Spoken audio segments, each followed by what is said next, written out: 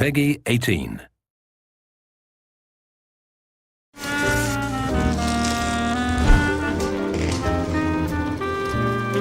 We're going to put the story somewhere in the West. So, of course, Vegas. I mean, what is more iconic when you think of crazy things that you could do in the West?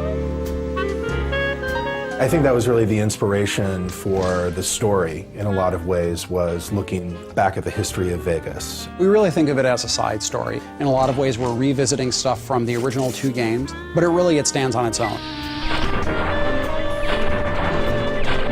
The first thing our creative lead and our project director did was they sat down and they sort of examined what sort of themes they wanted to explore in New Vegas. Every Fallout game pretty much starts with war never changes. And the idea behind that is really that humanity has this unending appetite for killing each other.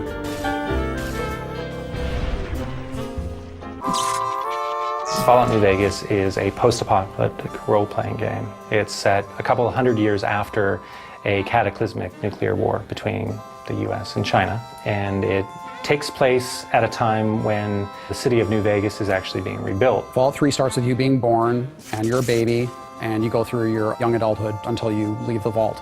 In New Vegas, we wanted to say you start the game in a very Vegas sort of cliche style almost. You are shot in the head and dropped in a shallow grave, so it starts with essentially your would-be death. After you're shot and left for dead in the grave, you know, you might have some desire to go see what the whole murdering business was about and why he wanted you dead in the first place. In the course of trying to resolve that one conflict, you get pulled into larger events. So in this case, you're trying to find the people that killed you and what they were trying to get from you. In this case, it was a package you were carrying.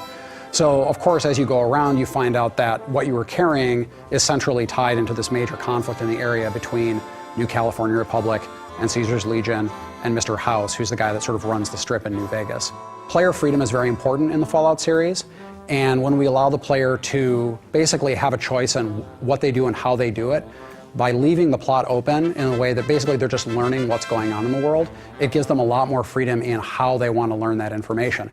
The environment is genuinely reacting to what you do as the player.